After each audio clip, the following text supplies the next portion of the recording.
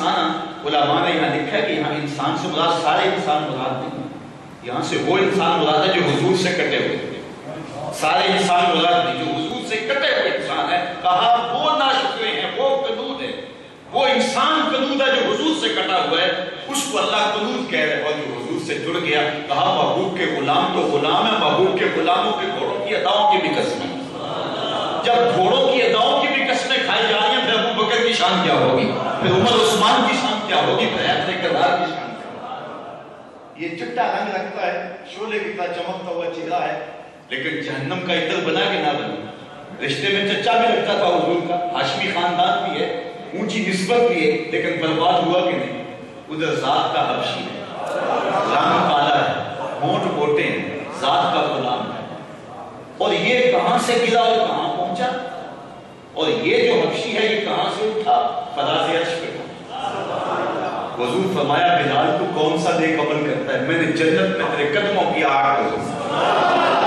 مرتبہ تو دیکھیے، مرتبہ تو دیکھیے، کعبے کی چھت پہ بلال اذان دے رہے ہیں، سارے کشی نیچے ہیں، حبشی اوپر کھڑا ہوا۔ یہاں اقبال کا لہجہ دیکھیے کتنا خوبصورت ہے۔ اقبال کہتا ہے اقبال یہ کس کے عشق کا فیضان ہے، اقبال یہ کس کے عشق کا فیضان ہے، حبشی رومی فنا ہوا حبشی کو دوام ہے۔ اس وقت کا رومی شہنشاہ، اس وقت کا سپر مین، اس دور کا اوباما، آج دنیا اس کا نام بھی نہیں جانتی۔ اس بڑی بزم کے اندر میں سمجھتا ہوں کہ پڑھے لکھے لوگ ہمارے درس قرآن کے قاری اور سامع وہ تو نہیں ہیں کہ جو کان پر ہاتھ رکھ کر کی جانے والی بات پر داد دینے والے ہوں، یہ تو اہل علم ہیں، یہ ذوق کا مجموعہ ہے، پڑھے لکھے لوگ ہیں، سمجھدار ہیں، تاریخ کے شناور بھی ہوں گے، ماہر ہوں گے، جغرافیے کے بھی، قانون کے ماہر بھی ہوں گے، لیکن اس بھرے مجمع میں شاید ہی کسی کو اس وقت کے شاہ روم کا نام آتا، لیکن بلال حبشی کا نام کسی بچے سے بھی پوچھ لیجیے مؤذن رسول کا نام کیا تھا، ایک بچہ بھی بتائے گا۔ تو رومی کا نام جو شہنشاہ روم تھا اس دور کا، اس کا نام بیٹھ گیا، اور حبشی کا نام آج بھی محراب و منبر کی زینت۔ تو اقبال کہتا ہے اقبال یہ کس کے عشق کا فیضان ہے، رومی فنا ہوا حبشی کو تمام۔ رومی کا نام بھی باقی نہیں رہا، لیکن حبشی کا نام آج بھی باقی ہے۔ آج بھی وہ عاشقوں کا سردار جو ہے وہ دنیا پر جو ہے وہ روشنیاں بانٹ رہا ہے۔ آج اس کے کالے رنگ کی وہ چمک ہے کہ حسین اس کی چوکھٹ پہ کھڑے ہوئے نظر آتے ہیں۔ وہ مرتبہ، وہ شان، وہ شوکت ملی حضور کی نسبت سے، حضور علیہ السلام کی سنگت سے۔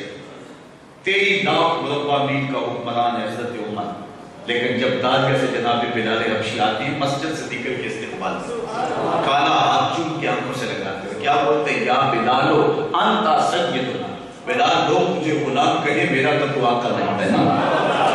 اسلام نے تو یہ عزتوں کے معیار دیے ہیں، ذات کا گھوڑا ہے لیکن نسبت ہوگی رسول سے، دیکھو کہاں پہنچا۔ اچھا آئیے، ذات کی چونٹی ہے لیکن رات تک رہی حضرت سلیمان کا، اللہ نے اس چونٹی کا تذکرہ قرآن میں کیا کہ نہ کیا، اس کے انتظار کی کہانی چھیڑی کہ نہ چھیڑی۔ اور پھر دیکھیے 114 سورتیں ہیں قرآن کی، اور سورتوں کے نام مقدس ہستیوں کے نام ہیں، کوئی سورہ محمد ہے، کوئی سورہ ابراہیم ہے، کوئی سورہ مریم ہے، کوئی آل عمران خاندان انبیاء کے نام پہ سورت ہے۔ اس 114 تسبیح کے دانوں میں ایک سورت کا نام رکھا سورہ النمل، اس چونٹی کے نام پہ جو رات تک رہی حضرت سلیمان کی۔ کہا ہے تو چونٹی لیکن رکھ دوں گا اس دڑی میں تیرا نام، جس دڑی میں مقدس ہستیوں کے نام رکھے گئے ہیں، اس لیے کہ تو میرے پیاروں سے نسبت جو رکھی۔ اچھا آگے بڑھے، ذات کا کتا ہے لیکن سنگ ڈل گیا ولیوں میں۔ یہ کوئی کہانی نہیں ہے کہ جس کا انکار کر دیا جائے، یہ قرآن ہے۔ سورہ کہف اٹھائیے، اللہ اس کتے کے بیٹھنے کے سٹائل کو بیان کر رہا ہے، حیات جلوس کو بیان کر رہا ہے، اس کے بیٹھنے کے انداز کو بیان کر رہا ہے۔ وَقَلْبُهُمْ بَاسِطٌ ذِرَاعَيْهِ بِالْوَسِيلِ، قرآن کہتا ہے ان کا کتا غار کے تھانے پر اپنے بازوں کو پھیلا کر کے بیٹھا۔ اچھا بتائیے قرآن کا کوئی ایک لفظ بھی بے مقصد ہے؟ بتائیے نا مجھے، قرآن کا تو ایک حرف بھی بے مقصد نہیں ہے۔ اب یہاں کتے کے بیٹھنے کے سٹائل کو جو بیان کیا گیا، اس میں کوئی تبلیغ ہوگی نا ہمارے لیے، تبھی تو قرآن نازل ہوگا، یہ پوری آیت تبھی تو نازل ہوئی ہے، ورنہ کتے کے بیٹھنے کے سٹائل کو بیان کرنے میں فائدہ کیا ہے؟ بات سمجھ رہے ہیں نا آپ؟ اس میں کوئی تبلیغ ہے نا؟ بس فرماتے ہیں یہی تو تبلیغ ہے، اس کے اندر لوگوں کو بتلانا مقصود ہے جو میرے ولیوں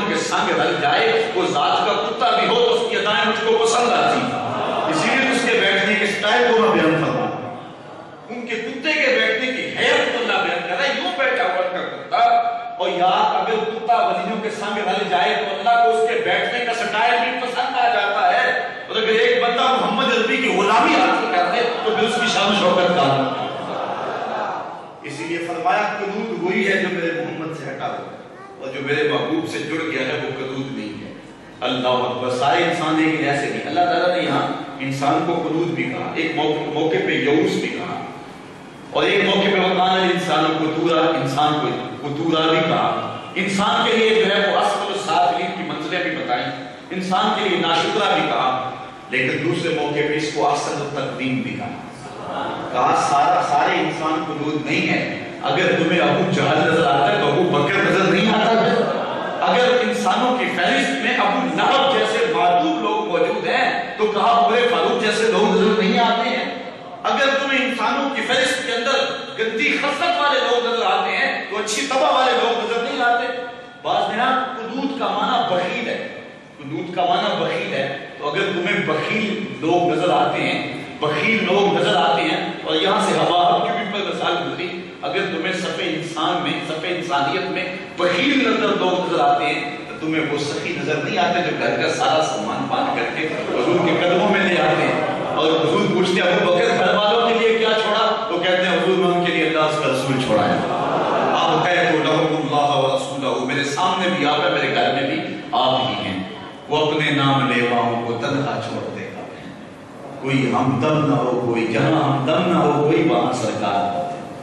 اگر انسانوں کی فہرست میں ایسے لوگ موجود ہیں تو یہ لوگ بھی نظر۔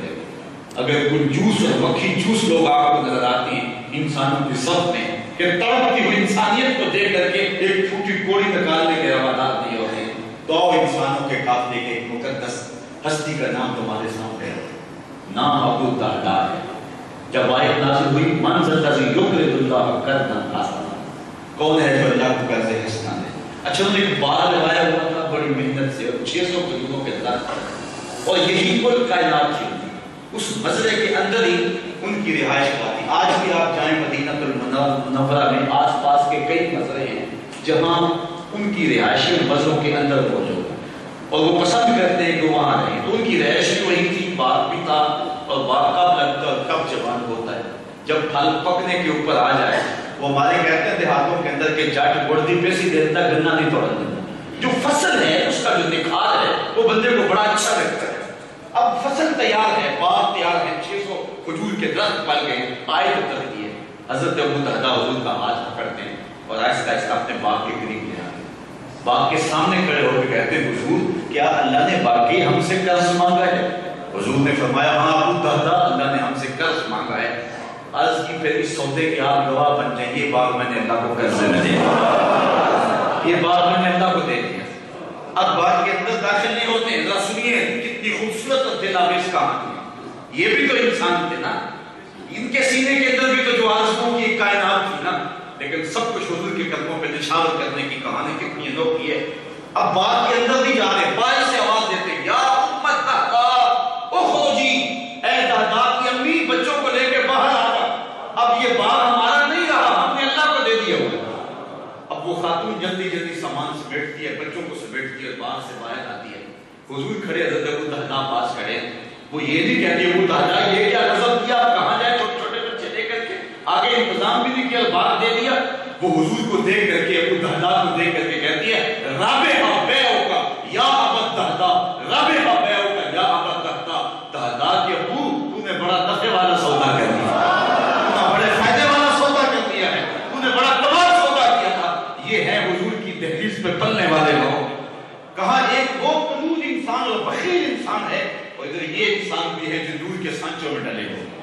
ان الانسان لربہ لکنود۔ حضرت حسن بصری رضی اللہ عنہ فرماتے ہیں قنوط وہ شخص ہے جس کو اللہ کی نعمتیں پہنچے تو وہ تذکرہ نہ کرے،